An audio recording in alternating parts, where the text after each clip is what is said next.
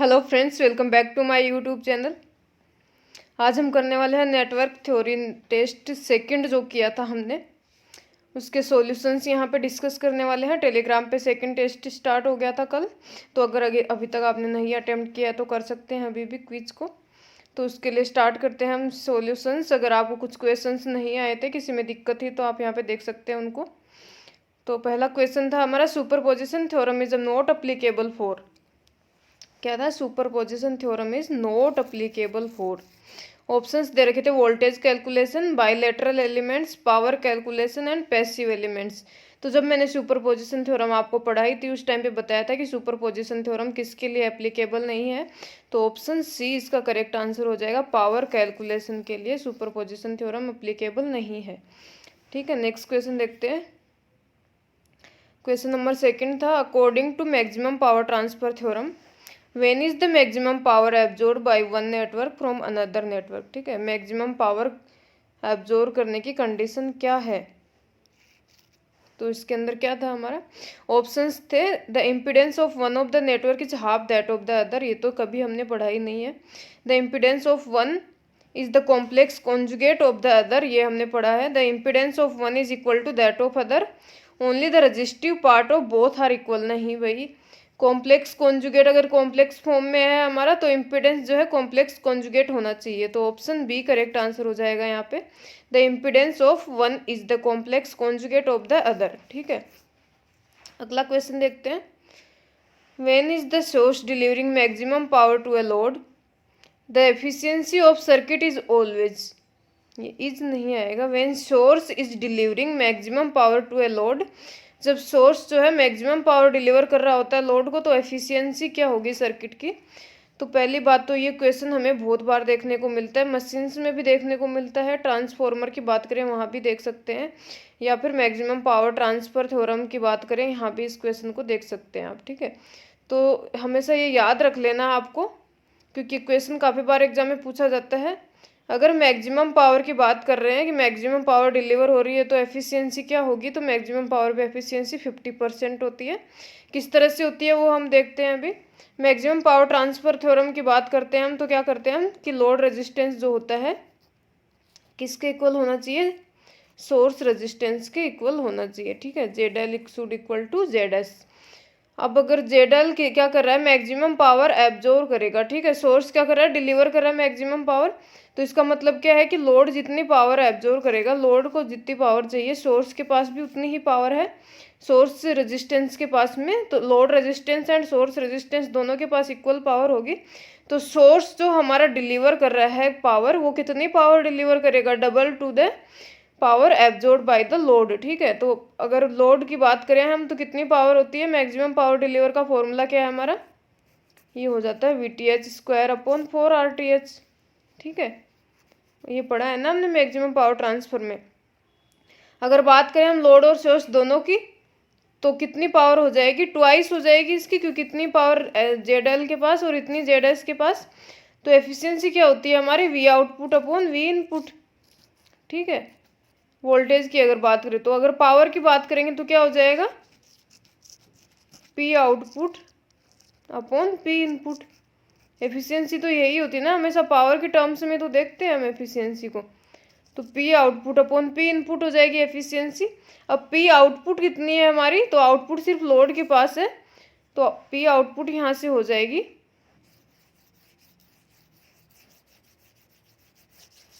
ठीक है, ये सब एक तरफ से हटा देते हैं।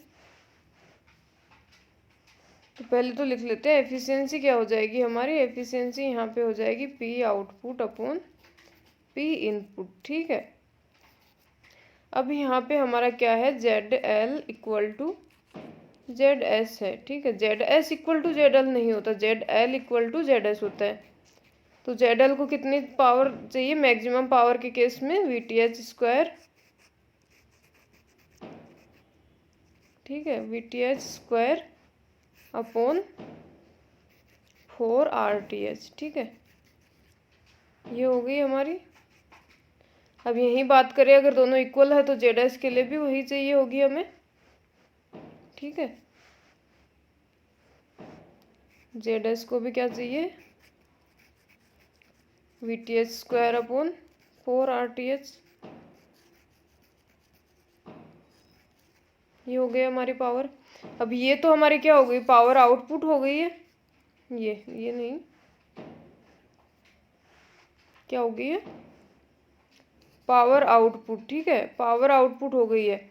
और पावर इनपुट की अगर हम बात करेंगे यहाँ पे, तो वो कितनी हो जाएगी, पावर इनपुट हो जाएगी, इन दोनों को अगर ऐड कर दे। ठीक है, क्योंकि टोटल पावर चाहिए हमें।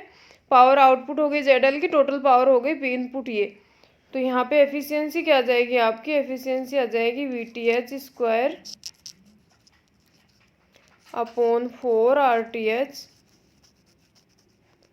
अपॉन में P इनपुट क्या हो जाएगा, ट्वाइस ऑफ दिस हो जाएगा। तो ये हो जाएगा 2 इंटू VTH² अपॉन 4 RTH। ठीक है,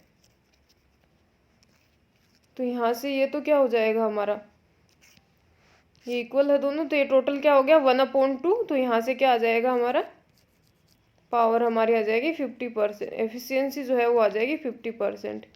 तो इस तरह से आप इसको निकाल सकते हैं। तो ऑप्शन ए जो है करेक्ट आंसर हो जाएगा कि एफिशिएंसी जो होगी 50% होगी। ठीक है, नेक्स्ट क्वेश्चन करते हैं।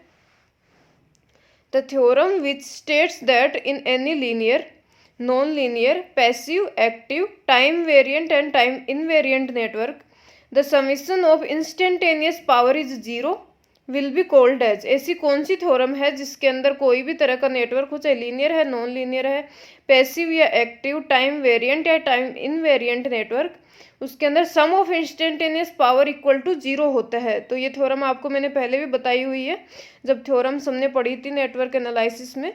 तो ऑप्शन ए इसका करेक्ट आंसर हो जाएगा। टेलीगन्स थ्योरम के अंदर ये होता है कि सम ऑफ इंस्टेंटेनियस पावर जो होता है 0 होता है। ठीक है, तो ए ऑप्शन करेक्ट आंसर हो जाएगा। अगर आपको नहीं पढ़ा है अभी तक तो पढ़ सकते हैं अभी भी, नेटवर्क थ्योरी या नेटवर्क एनालिसिस की प्लेलिस्ट में जाकर आप सारे वीडियोस देख सकते हैं वहाँ से।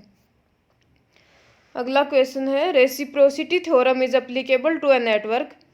ऑप्शंस दे रखे, ऑप्शन नहीं है ये, इसके कुछ स्टेटमेंट है। Containing R, L and C elements which is initially not a relax system, and third है having both dependent and independent sources. ठीक है, तो रेसिप्रोसिटी थ्योरम कौन से नेटवर्क पे अप्लीकेबल है, ये 3 स्टेटमेंट दे रखे हैं, इसमें से कौन सा करेक्ट है ये पूछा है।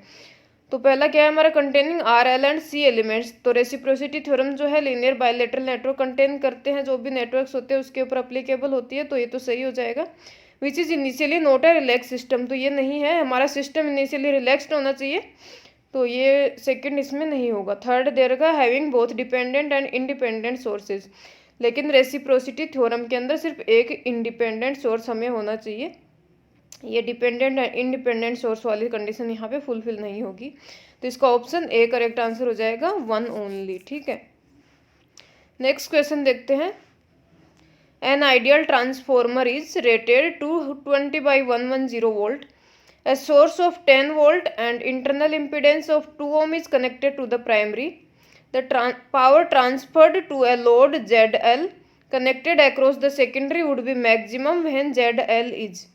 ठीक है, ये क्या है, मैक्सिमम पावर ट्रांसफर थ्योरम जो होती है उसका केस है। यहाँ पे क्या पूछ रखा है कि power transfer to the load कितनी मैक्सिमम होगी, तो ZL की वैल्यू क्या होगी, यहाँ पे ZL की वैल्यू फाइंड आउट करनी है in case of power transfer to the load is maximum. ठीक है, तो ये हमारा आइडियल ट्रांसफॉर्मर है। अब इसके अंदर क्या है, सोर्स इम्पिडेंस क्या हो जाएगा, यहाँ पे ZS हमें दे रखा है 2 ohms दे रखा है। ठीक है, ये हो गया ZS। वोल्टेज रेशियो क्या दे रखा है, तो ये A हो गया आपका वोल्टेज रेशियो। यहाँ से A की वैल्यू क्या आ जाएगी 220/110। ठीक है, 220/110 आ गई। तो यहाँ से आपका ये कैंसिल हो जाएगा, तो इसकी वैल्यू आ जाएगी 11 2 22। ठीक है, A की वैल्यू 2 आ गई। अब ये हमारा रेशियो आ गया A वोल्टेज रेशियो। ये सोर्स इम्पिडेंस दे रखा है। अब हमें पूछा है लोड इम्पिडेंस की क्या वैल्यू होगी अगर मैक्सिमम पावर ट्रांसफर हो रही हो। तो मैक्सिमम पावर ट्रांसफर के केस में क्या है कि load impedance would be equal to source impedance, लेकिन ये हमारा क्या है, एक ट्रांसफॉर्मर है। ट्रांसफॉर्मर में अगर सेकेंडरी का रेजिस्टेंस प्राइमरी में ट्रांसफर करते हैं तो वैल्यू चेंज हो जाती है। ठीक है, तो अगर ZL जो है, ZL को अगर अपन प्राइमरी में ट्रांसफर करेंगे ये है हमारा ZL। तो ZL डैश बन जाएगा अगर प्राइमरी में जाएगा, तो इसकी वैल्यू क्या हो जाएगी यहाँ पे, ट्रांसफॉर्मर रेशियो जो होता है, ट्रांसफॉर्मेशन रेशियो जो है हमारा A, तो ये हो जाएगा A² इंटू ZL, ये हो जाएगी ना वैल्यू। अगर सेकेंडरी में कोई रेजिस्टेंस है उसको प्राइमरी में रेफर करते हैं तो क्या हो जाता है, R2 जो हो जाएगा A² इंटू R2 हो जाता है। तो इसी तरह से लोड इम्पिडेंस जो है वो भी A² इंटू लोड इम्पिडेंस हो जाएगा। तो अगर A² into load impedance primary में हो गया इक्वल टू किसके होता है, मैक्सिमम पावर के केस में ये हो जाएगा इक्वल टू ZS। अब हमें ZS की वैल्यू दे रखी है, ZL की निकालनी है, तो यहाँ से ZL क्या हो जाएगा, ZL हो जाएगा, ZS कितना दे रखा है, 2 ओम दे रखा है, अपॉन में A², A क्या है यहाँ पे 2 है, तो ये हो जाएगा 2 का स्क्वायर, तो ये क्या हो जाएगा 2/4। ठीक है, तो यहाँ से वैल्यू क्या आ जाएगी आपकी 0.5। तो ऑप्शन जो है आपका डी करेक्ट आंसर हो जाएगा, 0.5 ओम्स लोड इम्पिडेंस की value in case of power transferred is maximum कितनी हो जाएगी, 0.5 ओम्स। ठीक है, तो ये आपकी वैल्यू आ जाएगी 0.5 ओम्स। ये आपका हो गया आंसर। इस तरह से आपको करना है ट्रांसफॉर्मर के केस में, क्योंकि सेकेंडरी रेजिस्टेंस को प्राइमरी में करते हैं तो चेंज हो जाता है, तो यही इस केस में होगा। मैंने पहले ही बताया कि ZL इक्वल टू ZS होता है, ना कि ZS इक्वल टू ZL। तो यहाँ पे ZL इक्वल टू ZS करेंगे तो उसको प्राइमरी में लाना पड़ेगा, उसके लिए चेंज हो जाएगा। नेक्स्ट क्वेश्चन देखते हैं। अच्छा, ये मैंने स्पेस दिया था कि सोल्व करेंगे यहाँ पे, लेकिन ये पहले हो गया। Thevenin's equivalent of the circuit shown in the figure is, एक फिगर दे रखा है हमें, इसके अंदर थेवेनिन्स इक्विवेलेंट निकालना है। इसका क्या मतलब है, VTS निकालना और RTS निकालना। थेवेनिन्स थ्योरम मैंने सोल्व करवाई हुई है आपको विद एग्जाम्पल, तो यहाँ पे देख लेते हैं। पहले हम देख लेते हैं RTS क्या होगा। RTS निकालने के लिए क्या करेंगे, हम जो भी इंडिपेंडेंट सोर्सेज होते हैं, वोल्टेज या करंट सोर्स, उनको इंटरनल रेजिस्टेंस से हम रिप्लेस कर देते हैं। करंट सोर्स है तो इसको ओपन सर्किट कर देंगे। ओपन सर्किट करने के बाद क्या बचेगा हमारा, ये हो जाएगा ओपन सर्किट, तो ये 1 ओम 2 ओम, ये क्या हो जाएगा 3 ओम्स हो जाएगा, कि ये ओपन सर्किट हो गया। 3 और 3 पैरेलल में आ गए तो 3/2 हो जाएगा। चलिए सोल्व ही कर लेते हैं इसको। तो ये हमारा ओपन सर्किट हो गया, तो ये क्या हो जाएगा, ये हो गया 2 ओम्स,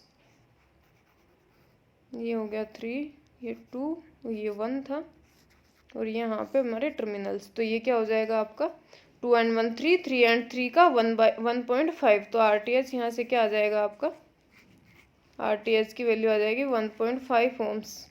ठीक है, अब हमें क्या निकालना है, RTS तो आ गया हमारा, लेकिन VTS भी निकालना है, क्योंकि RTS तो काफ़ी ऑप्शन में सेम दे रखा है। VTS निकालने के लिए क्या करते हैं हम, यहाँ पे जो भी हमारा टर्मिनल दे रखा है A और B, यहाँ पे एक पोटेंशियल मान लेंगे हम VTS। अब यहाँ पे क्या करेंगे, जैसे हमारा इस तरह का ये डायग्राम दे रखा है, यहाँ पे करंट सोर्स है, यहाँ पे रेजिस्टेंस है, यहाँ पे कुछ भी नहीं है, तो यहाँ पे हम सोर्स ट्रांसफॉर्मेशन कर सकते हैं। सोर्स ट्रांसफॉर्मेशन किस तरह से होता है, अगर करंट सोर्स के पैरेलल में कोई रेजिस्टेंस कनेक्टेड है तो वो क्या हो जाएगा, किस में कन्वर्ट हो जाएगा, वो वोल्टेज सोर्स में कन्वर्ट हो जाएगा और उसके सीरीज में रेजिस्टेंस लग जाएगा। ठीक है, अब V इक्वल टू क्या होता है, V इक्वल टू IR होता है आपका। यहाँ पे देख लेते हैं, ये जो है हमारा, यहाँ पे सोर्स ट्रांसफॉर्मेशन लगा सकते हैं, करंट सोर्स है और रेजिस्टेंस है। V की वैल्यू निकालेंगे पहले, V इक्वल टू IR होता है, तो I 3 एम्पियर है, और ओम्स में क्या है 1 ओम, तो ये हो जाएगा 3 वोल्ट। रेजिस्टेंस क्या है हमारा, R हो जाएगा 1 ओम। तो इस सर्किट को किस तरह से रिप्लेस कर सकते हैं हम, इसको रिप्लेस कर सकते हैं हम एक वोल्टेज सोर्स, ठीक है, इन सीरीज विद रेजिस्टेंस, इसके सीरीज में एक रेजिस्टेंस लग जाएगा। ये हो गया हमारा वोल्टेज सोर्स। इस तरह से सर्किट बन जाएगा। वोल्टेज सोर्स की वैल्यू क्या होगी 3 वोल्ट और रेजिस्टेंस की वैल्यू क्या हो जाएगी 1 ओम। इस तरह से हमारा सर्किट सोल्व करने में आसानी रहेगी, इसलिए हम सोर्स ट्रांसफॉर्मेशन यूज़ में लेते हैं। अगर वोल्टेज और सीरीज में दे रखा हो रेजिस्टेंस तो उसको भी आप कन्वर्ट कर सकते हैं किसके अंदर, current in parallel with resistance. ठीक है, तो इस तरह से आपने कर लिया है यहाँ पे करंट और रेजिस्टेंस का सोर्स ट्रांसफॉर्मेशन करके वोल्टेज और रेजिस्टेंस में कन्वर्ट कर लिया। अब आगे हम सोल्व करेंगे वीटीएस के लिए। अब 3 और 1 तो यहाँ तक का सर्किट है हमारा, इसके आगे का सर्किट क्या हो जाएगा, ये वाला। तो देखते हैं आगे वीटीएस के लिए क्या होगा। ये हमारा हो गया 3 वोल्ट, ये यहाँ पे रेजिस्टेंस था 1 ओम, यहाँ पे 2 ओम और ये यहाँ पे 3 ओम। ठीक है, ये हमारे टर्मिनल्स है A and B. 3 volt 1 2 and 3। अब ये टोटल क्या हो गया आपका, यहाँ पे ये 3 हो गया, 3 ओम, ये भी 3 ओम है। अब 3 और 3 के अंदर आपको क्या करना है, वोल्टेज को डिवाइड करना है। यहाँ पे वोल्टेज डिवीजन रूल लगा सकते हैं। तो यहाँ पे इसके अक्रॉस वोल्टेज क्या हो जाएगा आपका, वोल्टेज इसके अक्रॉस निकालना है ना आपको। तो ये है आपका वीटीएच। तो यहाँ पे अगर आप वीटीएच निकालेंगे तो वीटीएच क्या हो जाएगा, VTH equal to 3 into 3 upon 3 + 3 6 हो गया। ठीक है, तो यहाँ पे क्या हो जाएगा आपका, ये 2 हो गया 1.5। इसको सोल्व कर सकते हैं आप। तो यहाँ पे आपके वोल्टेज की वैल्यू क्या आ गई है, वोल्टेज की वैल्यू आ गई है 1.5 वोल्ट्स। ठीक है, तो ये आ गया आपका वीटीएच। तो आरटीएच आपका 1.5 ओम और वीटीएच क्या आ गया यहाँ से 1.5 वोल्ट। ये आपका सॉल्यूशन हो गया। ठीक है, इस तरह से आप कर सकते हैं। सोर्स ट्रांसफॉर्मेशन लगाने से किस तरह से इजी हो गया हमारा एकदम। तो ये हो गया आपका ऑप्शन जो है बी, यहाँ पे करेक्ट आंसर हो जाएगा 1.5 वोल्ट्स एंड 1.5 ओम्स। ठीक है, अब करते हैं नेक्स्ट क्वेश्चन। नेक्स्ट क्वेश्चन दे रखा है, find the equivalent resistance at the terminals of the circuit given in the figure. हमें एक रेजिस्टेंस का सर्किट दे रखा है, इसके अंदर हमें क्या करना है, equivalent circuit, equivalent resistance find out करना है। यहाँ पे कितना होगा आर। ठीक है, अब इसको क्या कर सकते हैं आप, यहाँ पे स्टार डेल्टा ट्रांसफॉर्मेशन यूज कर सकते हैं। स्टार डेल्टा ट्रांसफॉर्मेशन आता है आपको, कैसे यूज करते हैं। अब हमें सबसे बड़ा स्टार दे रखा है जहाँ पे इक्वल वैल्यूज दे रखी हैं, तो ये स्टार है, इसको हम डेल्टा में कन्वर्ट कर सकते हैं यहाँ पे। तो ये आपका हो जाएगा डेल्टा में। ठीक है, यहाँ पे एक डेल्टा बन जाएगा। जैसे ही ये डेल्टा में आप कन्वर्ट करेंगे, ये दोनों पैरेलल में आ जाएंगे, ये वाले दोनों पैरेलल में आ जाएंगे और ये दोनों पैरेलल में आ जाएंगे, और उसके बाद आप सोल्व कर सकते हैं। ठीक है, तो यहाँ पे देखें, स्टार को डेल्टा में करेंगे तो क्या हो जाएगा, अब सारी वैल्यू इक्वल हैं। तो मैंने आपको पहले भी बताया था, शायद पिछली क्लास में ही बताया था, कि अब सेम वैल्यूज होती हैं। तो स्टार को अगर डेल्टा में करते हैं आप, स्टार को क्या करेंगे, डेल्टा में कन्वर्ट करेंगे तो क्या हो जाता है, 3 टाइम्स हो जाता है, 3Z हो जाता है ना। और डेल्टा को अगर स्टार में कन्वर्ट करते हैं तो अपॉन में 3 आ जाता है, Z/3 हो जाता है। तो यहाँ पे इक्वल वैल्यूज है 10 ओम्स, तो डेल्टा में अगर करेंगे तो क्या हो जाएगा, 3 टाइम्स हो जाएगा, 30 ओम्स हो जाएगा। तो यहाँ पे इसकी वैल्यूज आ गई 30, ये भी आ गया आपका 30 और ये भी 30। ठीक है, 30 आ गया ओम। अब ये दोनों तो क्या है आपके, ये 30 है और ये भी 30 है। 30 और 30 का पैरेलल में क्या हो जाएगा, 15 हो जाएगा। 30/2 हो जाता है ना, दो सेम रेजिस्टेंस होते हैं पैरेलल में तो अपॉन 2 हो जाता है। ठीक है, तो इन दोनों का क्या हो जाएगा आपका 15 ओम्स। ठीक है, समझ में आ रहा है यहाँ पे। अब ये क्या 30 और 20 पैरेलल में है, यहाँ पे भी 30 और 20 पैरेलल में। तो इसका पैरेलल अगर आप निकालेंगे यहाँ से तो क्या हो जाएगा, ये हो जाएगा 30 इंटू 20 अपॉन 50, 80 नहीं 50। ठीक है, अब ये कर सकते हैं, यहाँ से आ जाएगा 12 ओम। ठीक है, तो अगर बात करें आप डेल्टा के अंदर आ रहे आर बी आर सी, तो ये क्या हो जाएगा, आ रहे आपका हो जाएगा 12 ओम, आर बी भी हो जाएगा आपका 12 ओम। ठीक है, नहीं आर बी आर सी तो 30 ओम्स हो गए ना आपके। ये 12 ओम आर बी नहीं लिखेंगे इनको, अब इनको क्या लिखेंगे हम, ये आ गया हमारा ये 15 ओम हो गया, एक रेजिस्टेंस यहाँ पे आ गया। इन दोनों का हमने निकाला तो ये 12 ओम्स आ गया था। ठीक है, और ये भी सेम है, तो इन दोनों का भी हम निकालेंगे, तो ये भी 12 ओम्स आ जाएगा हमारे पास। ये दोनों एक जगह हो जाएंगे, ये दोनों एक और ये दोनों एक। ठीक है, अब क्या हो गया हमारा, ये दोनों सीरीज में आ गए और ये पैरेलल में आ जाएगा इनके। तो यहाँ पे सर्किट बना लेते हैं, किस तरह से आ जाएगा। ये हमारा हो गया, ये 30 ओम्स था। ठीक है, पहले मैं डेल्टा ही बना दे, आपका सर्किट पूरा बना देती हूँ समझने के लिए। ये आपका 30 था, फिर हमने डेल्टा बनाया। यहाँ पे डेल्टा जब बनाया तो यहाँ पे क्या आ गया, एक 30 आ गया। ठीक है, यहाँ पे भी एक 30 आ गया आपका, और यहाँ पे भी एक 30 आ गया। और यहाँ पे क्या था आपका, ये था ना 20 और 20 था यहाँ पे भी। तो इस तरह से लिख लेंगे हम, ये था आपका 20 और ये भी इस तरह। ठीक है, ये 20। अब ये 30 और 20 को जब अपन ने सोल्व किया तो कितना आ गया, 12 ओम्स। ये 30 और 20 भी आ जाएगा 12 ओम्स, और ये 30 और 30 कितना आ गया, 15 ओम्स। अब क्या हो जाएगा, ये 12 और 12 दोनों सीरीज में आ गए ना, ये तो सीरीज में है आपस में। तो 12 और 12 का सीरीज कितना हो जाएगा, 24। और ये आपका क्या आ गया, 15 इसके पैरेलल में आ गया। तो अब आपको क्या करना है, 15 और 24 करना है यहाँ पे। फिर सर्किट को इरेज करके हम नया बना लेते हैं।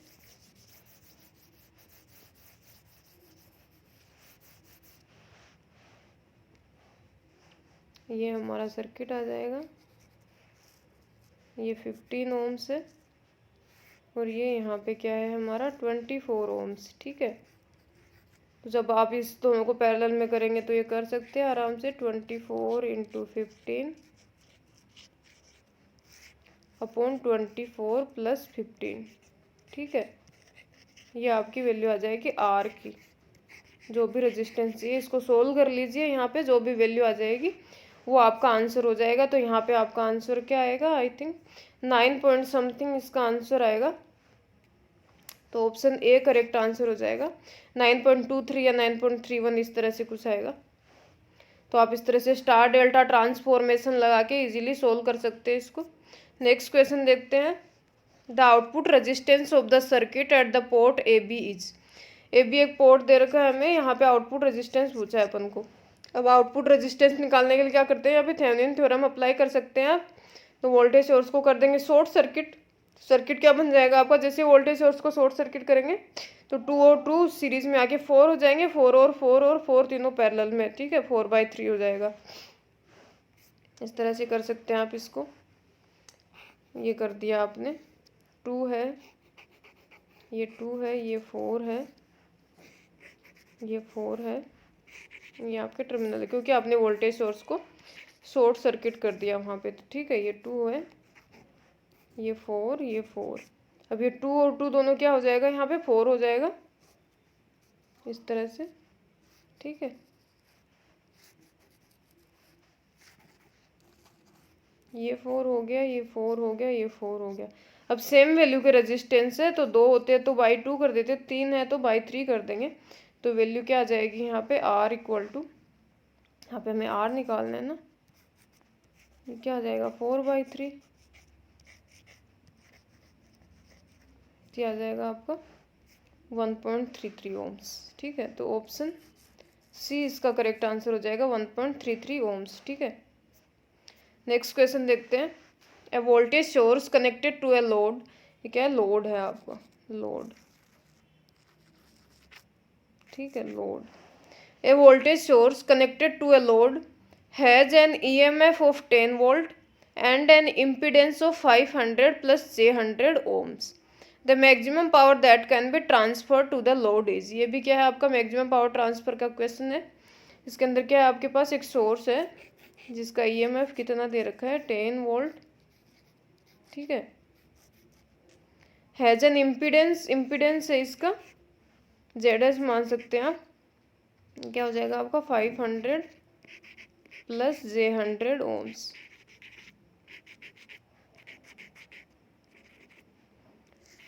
किससे कनेक्टेड है, एक लोड से कनेक्टेड है, ये मान लेते हैं ये हमारा लोड है।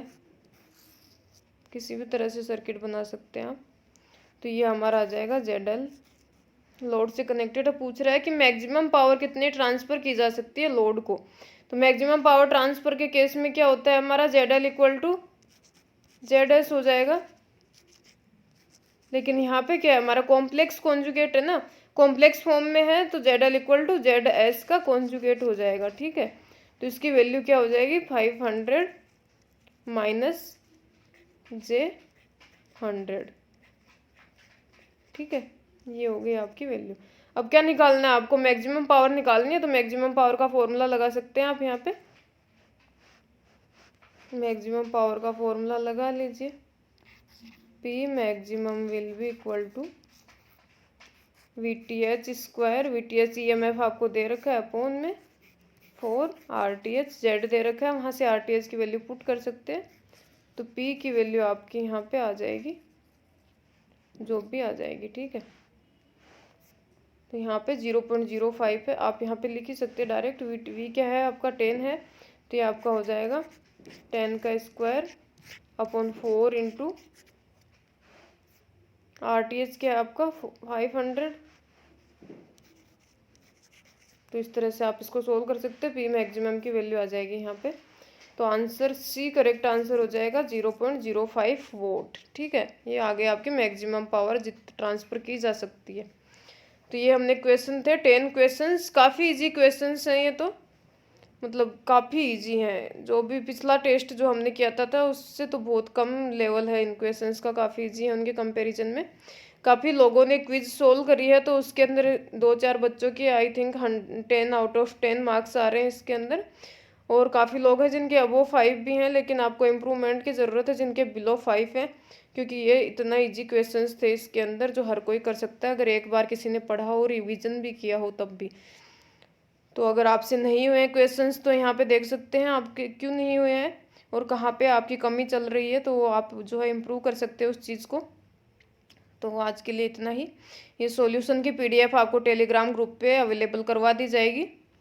एंड एक बात मुझे कहनी है आपसे कि बार बार PDF के पासवर्ड नहीं मांगे, क्योंकि मैं हर वीडियो के अंदर PDF के पासवर्ड डालती हूँ। तो थोड़ा सा एफर्ट आप भी लगाएं। अगर मैं यहाँ पे इतना सोल्व कर रही हूँ तो इससे अच्छा तो मैं आपको बिल्कुल सब कुछ ऐसे ही प्रोवाइड करा दूंगी ना, ये सब करने की ज़रूरत ही नहीं है, बिल्कुल डायरेक्ट PDF बनाओ और ग्रुप पे डाल दूंगी। तो थोड़ा सा एफर्ट आप भी करें। अगर मैं इतनी मेहनत कर रही हूँ आप लोगों के लिए, तो वीडियो के अंदर पासवर्ड अवेलेबल होता है, वहाँ से आप पासवर्ड देख सकते हैं। आप बोलते हैं नहीं है पासवर्ड, तो मुझे तो पता है ना, मैंने डाला तभी तो मैं बोल रही हूँ कि है पासवर्ड उसके अंदर। तो ये सब नहीं करें। तो आज के लिए इतना ही। अगर वीडियो यूज़फुल लगा हो तो लाइक कीजिए, लाइक करना नहीं भूले, वीडियो को शेयर करिए और चैनल को सब्सक्राइब कर लीजिए अगर अभी तक सब्सक्राइब नहीं किया है। और सॉल्यूशन देख सकते हैं आप यहाँ पे। अगले नेक्स्ट क्विज करेंगे, उसके बाद उसके सॉल्यूशन यहाँ पे सोल्व करेंगे हम। तो आज के लिए इतना ही। Thank you so much and have a nice day.